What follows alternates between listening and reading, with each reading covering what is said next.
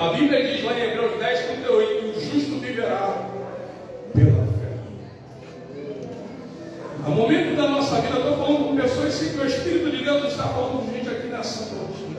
Há momento da nossa vida que nós estamos na encruzilhada. Como é que eu vou agir sobre essa situação? Sou eu chamado, as irmãs dizem, sou eu chamado. Deus tem falado comigo há tantos anos, até agora não aconteceu. E muitas das vezes você está sobre a encruzilhada. Então você, a única bússola que você tem é o Senhor, e aí você tem que ir pela fé. Aí vamos lembrar aquele coreano antigo, para quem é nascido mais antigo. Talvez só tire um pouquinho fundo aí, só para a gente, daqui a pouco você volta para o fundo aí.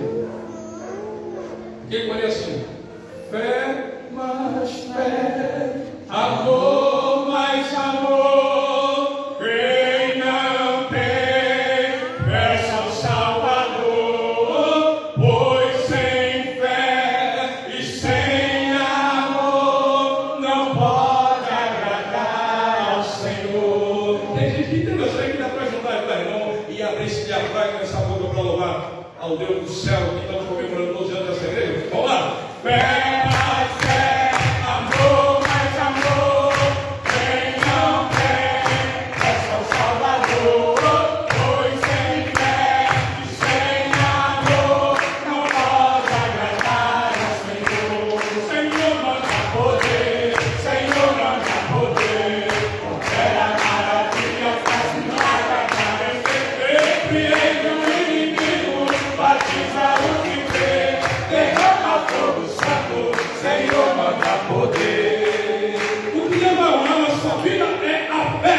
Se você guardar a palavra, se prepare que Deus quer te levar a lugar de excelência. Mas a Bíblia diz que Deus não usa, e o Espírito diz a igreja. Deus vai honrar a sua fé. Muitas vezes você pode dizer assim: pastor, as irmãs dizem, eu estou sozinha, o irmão diz, eu estou sozinho, meu pai, minha mãe, minha esposa, os filhos me abandonaram, eu estou só. Mas a Bíblia vai dizer um conforto, um consolo para você nessa noite. Isaías 49:15, ainda que a mãe tenha o filho te der, se esquecesse, todavia o Senhor não se esquecerá de ti. E temos a promessa: o Senhor está conosco todos os dias, por onde quer que nós andarmos. Você está entendendo o que Deus está falando? Você está entendendo o que Deus está falando nessa noite? Aleluia, nós temos um chamado, mas Deus espera que nós venhamos cumprir o chamado dele na nossa vida. É interessante notar que Abraão, quando recebe agora a ordem de Deus para sair, ele não demora muito, só tem um detalhe: Deus mandou ele sair, mas não mandou levar para ele, mandou ele sair da sua casa, da casa do seu pai. Nós temos que aprender a ouvir a voz de Deus. Em alguns momentos, para algumas pessoas, como foi o meu caso, só veio eu, minha esposa e meus filhos. E muitas vezes nós temos que cortar o cordão umbilical. Mas se o pai não tiver, mas se minha mãe não tiver, e se não tiver o pai, como é que vai ser? Deus tomará conta de ti, Deus tomará conta de ti, nele descansa sempre assim. Deus não é homem para mentir, falaria Deus e não cumpriria a sua palavra. Aleluia, se Deus mandou você tomar a decisão, sair da onde você está, obedeça a voz da criação do Senhor, porque as coisas vão começar a mudar de situação na tua vida. Quem sabe pessoas que estão ouvindo essa palavra, talvez não tenha como você sair dessa igreja, permaneça nela e ser uma bênção na vida do pastor aqui, mas quem sabe você mudança de local, mudança de trabalho, não sei o que Deus está falando, você sabe o que Deus está falando contigo, obedeça a voz de Deus, obedeça a direção do Senhor e cumpra o propósito que Ele tem sobre a sua vida. Até porque o tema está falando para nós: chamado para um propósito.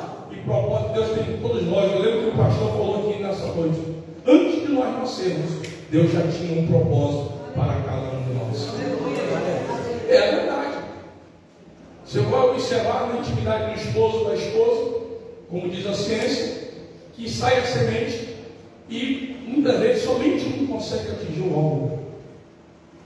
E o Senhor está lá do céu olhando, como disse a Jeremias: as nações te dei por profeta.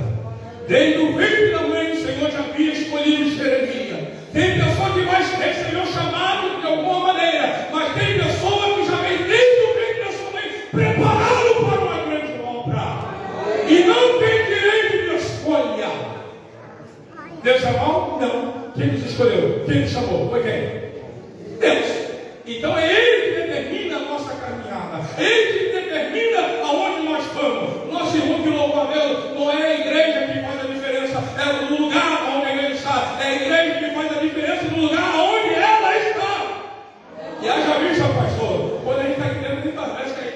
pai, para que ele em outra área. Louvado seja Deus. Então, queridos, entendam o chamado, o propósito de Deus para a sua vida. O que é propósito, pastor? De seguir, decisão, intenção e que fim levar.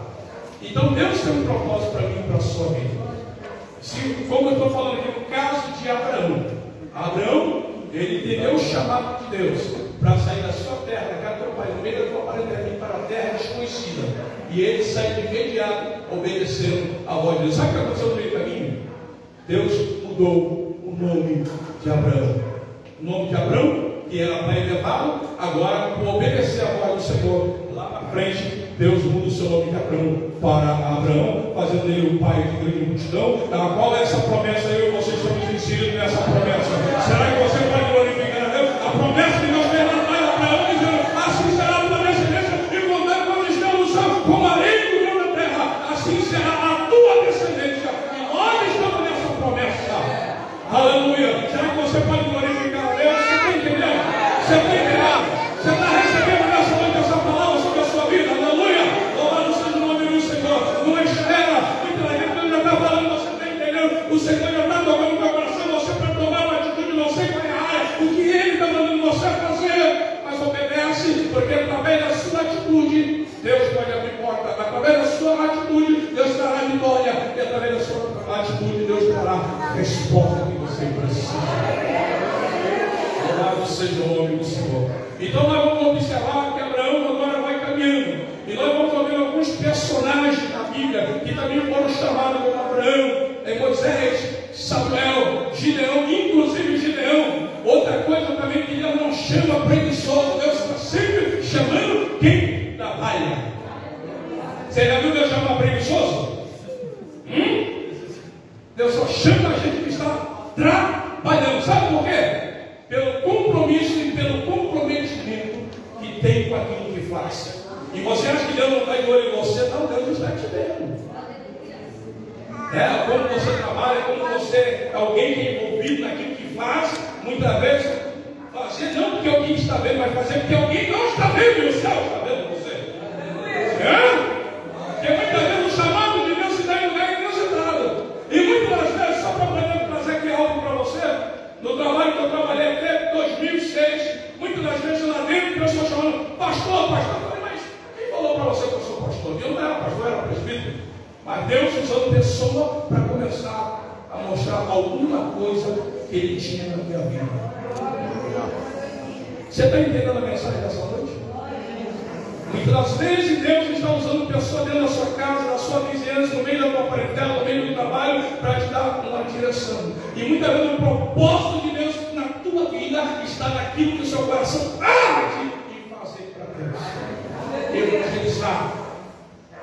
Cuidar de pessoas que estão pela rua, visitar o hospital, visitar o presídio, louvar a Deus, ser pregador. Eu não sei, você está entendendo? O chamado, ele tem uma certeza, ele tem uma convicção que Deus coloca no seu coração. E nem sempre ele vai ouvir dizendo: eis meu servo, eis minha serva que a gente viu. E muitas vezes o toque do Espírito Santo, ele já vai tratar no seu coração naquilo que Deus está chamando você para fazer.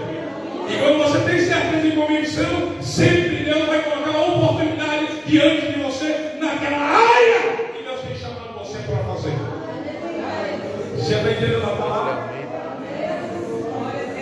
Porque pessoas que muitas vezes são chamadas, Deus sempre coloca um desafio, coloca uma situação para que a pessoa comece a entender aquilo que Deus está chamando. Exemplo, Sansão ainda não era nascido e o Senhor se apresentou à esposa de Manoel, seu pai, e dado um momento do caso, ela falou para Manoel, seu esposo, que o anjo tinha aparecido para ele, e dado um momento, para ela, melhor dizendo, e dado um momento, ela então fala com ele, e ele então fala o seguinte: vamos orar a Deus para que novamente o anjo apareça para falar para nós sobre a vida desse menino, até porque a mãe era estéril. Eu quero abrir um parênteses aqui, para todos que são chamados, já tem uma missão atrelada.